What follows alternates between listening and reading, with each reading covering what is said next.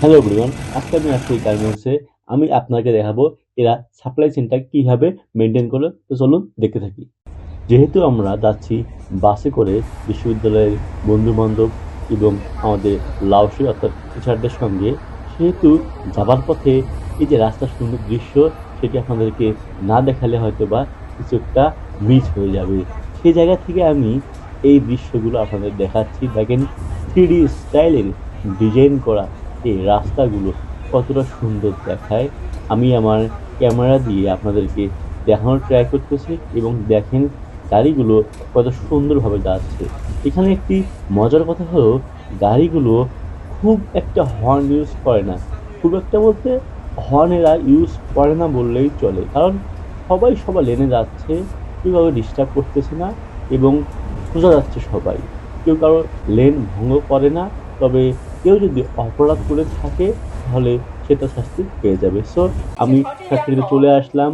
চলেন দেখতে থাকি আমাদের বন্ধুদের সঙ্গে, আমাদের টিচারদের সঙ্গে একটু কথা শুনি ওদের। দেখেন, এটি হচ্ছে ওদের গার্মেন্টস ইন্ডাস্ট্রি, গার্মেন্টস ফ্যাক্টরি, এবং এখানে মানুষজন তাদের মতো করে কাজ করতেছে এবং আমাদেরকে এনারা দেখাচ্ছেন ঘুরে ঘুরে সব জায়গায় যে আসলে এনারা কিভাবে কাজ করে।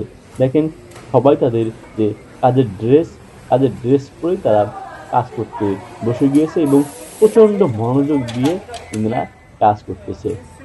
তো সেই জায়গা থেকে আপনারা যেহেতু দেখছেন, আমি আপনাদেরকে দেখাচ্ছি যে এনারা কাজের প্রতি কতটুকু দক্ষ। দেখেন, এই জিনিসটা এনারা কিভাবে তৈরি করে, খুব কম সময়ের মধ্যে এটি তৈরি হয়ে গেল। তো আমরা একটু কথা শুনি যে কি বলে আমাদের। যদিও চাইনিজটা বুঝতে আমাদের সবারই সমস্যা, এই জন্য ওনারা আমাদের জন্য একজন দোভাষী, অর্থাৎ উনি চাইনিজ এবং ইংলিশ দুটাই বোঝে। উনি কি বলে আর ইনি আমাদেরকে সেটি ইংলিশে বুঝিয়ে দিচ্ছেন। দেখেন, এই মেশিনটা হলো এখানে, আহ, আমি যদি ক্লোজলি ভালো করে আপনাদেরকে দেখাই, দেখেন এদিকে বড় বড় যে ড্রেসগুলো আছে একদম একটা অনেক বড় হয়ে বের হয়ে আসে। এটাতে সবগুলো কাটিং করা হয়ে থাকে এই মেশিনে। মেশিনের নাম আমি জানি না, বাট আমি দেখাচ্ছি যে দেখেন এইখানে সবকিছু, সব ড্রেস কাটিং হয়ে থাকে। তো এরপর আমি এখন দেখাচ্ছি। দেখেন,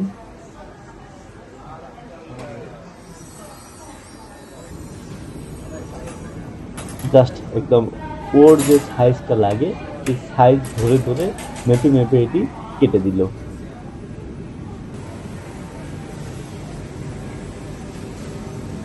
এদিকেও কাজ হচ্ছে। আবার ফ্যান খুব একটা দেখা যায় না চায়নাতে, ফ্যান দেখলাম।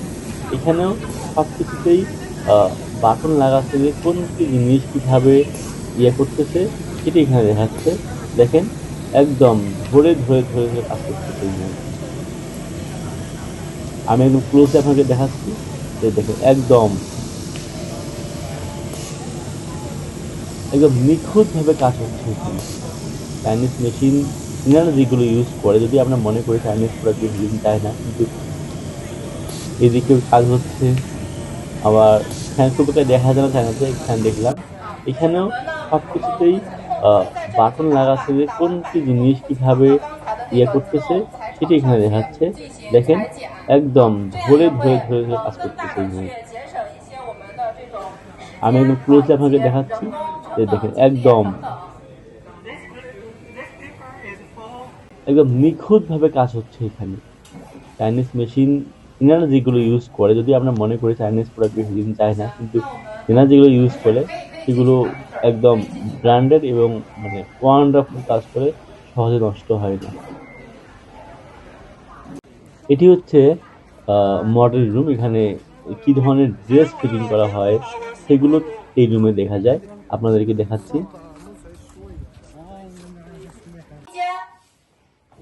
This is our simple room. It is laid out like a retail store. এই দেখেন, কোন ধরনের ডিজাইন দিয়ে এই কাপড়গুলো বা জামাগুলো তৈরি হবে সেগুলো এই গার্মেন্টসে দেখা যায়। এবং সেইখান থেকেই আমি আপনাদেরকে দেখাচ্ছি যে কি ধরনের ডিজাইন এখানে হয়ে থাকে। আপনারা দেখছেন, এবং এই সব দেখা শেষে আমরা এখন যাচ্ছি ওনাদের যে একটা এই বিল্ডিংটাতে।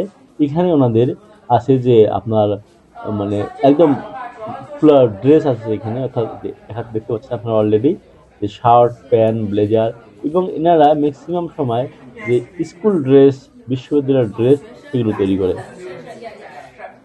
কথা বলতেছেন ওনারা, পাশাপাশি ভিডিও নিচ্ছি, দেখেন বিভিন্ন ধরনের T shirt, polo shirt, blazer, তারপরে হচ্ছে মেয়েদের জামা, shirt, school dress, school jacket থেকে শুরু করে এনারা যত কিছু তৈরি করে সবকিছুর একটা শোরুম। এখানে জাস্ট আপনি দেখতে পারবেন যে এনারা কিরকম ড্রেস তৈরি করতেছে, এবং এখান থেকে দেখার পর বোঝা যায় যে ওই গার্মেন্টসে কি ড্রেসটা তৈরি হয়েছে। বাংলাদেশে এরকম মানে গার্মেন্টসের সঙ্গেই যে এরা তৈরি করে এটা খুব বেশি দেখা যায় না। তো আমরা আসলাম মিটিং রুমে, আমাদের সাথে ওনারা প্রথমে পানি দিয়েছেন, একটু কথাবার্তা বলছেন আমাদের সঙ্গে, এরপর আমাদেরকে সুন্দর একটা করে গিফট দিয়েছেন। এটা ওদের একটা খুব মানে বলি কি ড্রাগনের দিয়ে তৈরি, এবং এই গিফটের মধ্যে সেন্ট আসে, একটা স্পেশাল সেন্ট আছে, এবং খুব একটা ট্রেডিশনাল গিফট এটা এদের। চাইনিজরা এই গিফটটা দিতে পছন্দ করে বেশি, এবং জিনিসটা ছোট এবং একটু আকর্ষণীয় জিনিস। এই জায়গা থেকে আমাদেরকে ধন্যবাদ জানাই যে আমাদেরকে ফ্যাক্টরি ঘুরে ঘুরে দেখালো, আমাদেরকে সময় দিল, এবং আমাদেরকে এত সুন্দর কিছু গিফট দিল, এবং খাবার জন্য পানি দিয়ে কোনো সমস্যা নাই।